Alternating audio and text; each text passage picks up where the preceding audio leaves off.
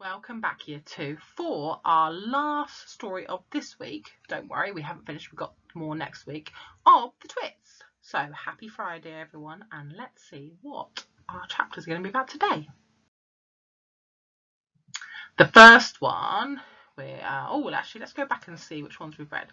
So we've read 1, 2, 3, 4, 5, 6, 7, 8, 9, 10, 11. So today we're going to read 2 chapters. We're reading chapter 12, which is here, and chapter 13, which is there.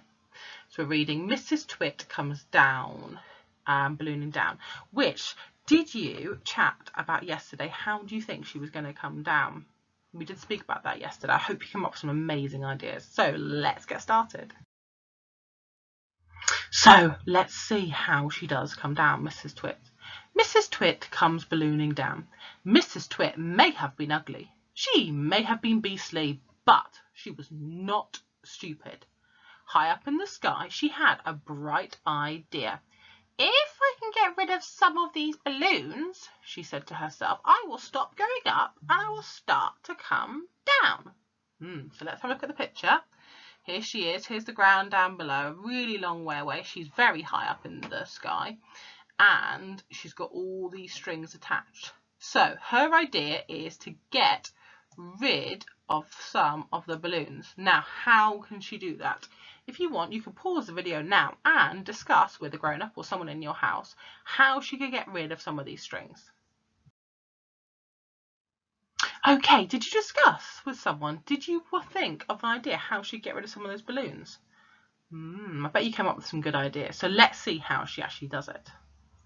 She began biting through the strings that held the balloons to her wrists and her arms and her neck and her hair. Each time she bit through a string, she let the balloon float away. The upward pull got less and the rate of climb slowed. So she was going up quite fast, but she bit off some balloons and she slowed down. She was still going up, but she slowed down a lot. When she'd bitten through 20 strings, she stopped going up altogether and she stayed still in the air. So she's bitten through 20 and that's it. She stopped. She's not going up anymore. She bit through one more string and very, very slowly she began to float downwards. It was a calm day and there was no wind at all. And because of this, Mrs. Twit had gone absolutely straight up and now she began to come absolutely straight down. As she floated gently down, Mrs. Twit's petticoat billowed out like a parachute, showing her long knickers. It was a grand sight on a glorious day, and thousands of birds came for miles around to stare at this extraordinary woman in the sky. So that's the end of chapter 12. Let's have a look at chapter 13. So the title is called Mr. Twit Gets a Horrid Shock. Now, if you look at his face, he does look very shocked. Can you think of another word for shocked? So he's surprised. He is horrified, maybe? Horrid shock, horrified. He's so shocked that what has he done? He has let go of his drink. Yes, he's let go of his drink, and you can see by his facial expression that he is very shocked, isn't he? You can see his face tells us that. So let's read this chapter. Mr. Twit, who thought he had seen his ugly wife for the last time, was sitting in the garden celebrating with a mug of beer. Silently, Mrs. Twit came floating down. When she was about the height of the house above Mr. Twit's, she suddenly called out at the top of her voice, Here I come, you grizzly old grunion, you rotten old turnip, you filthy old frumpet. Mr. Twit jumped as though he'd been stung by a giant wasp. He dropped his beer. He looked up. Ooh, so what do you think is going to happen next? Let's find out.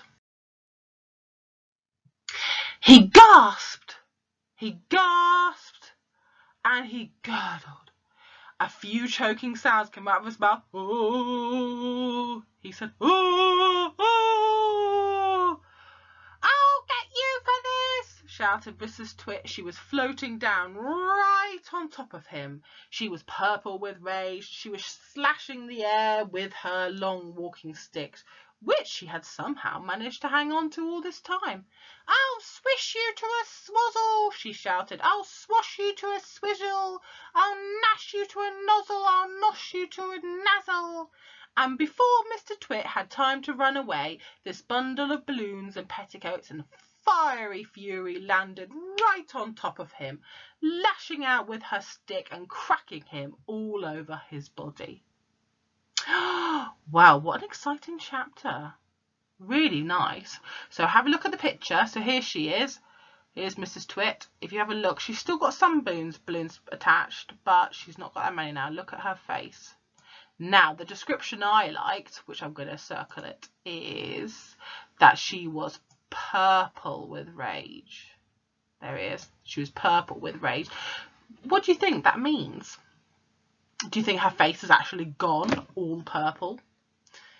Well, so purple with rage means that her face has gone a different colour. It might have gone slightly red-ish, maybe even looks like a tiny bit purple. Obviously, it's not bright purple.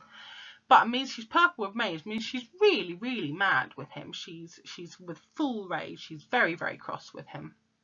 So I really like that description. Now, if we have a look at Mr. Twit's face, here's Mr. Twit. He does not look like he's in rage. He looks, how do you think he looks? Now, it says here, he gasped, he gurgled, and he choked, and the sounds that came out of his mouth were ooh, ouch. So I think he's very surprised, like we said before.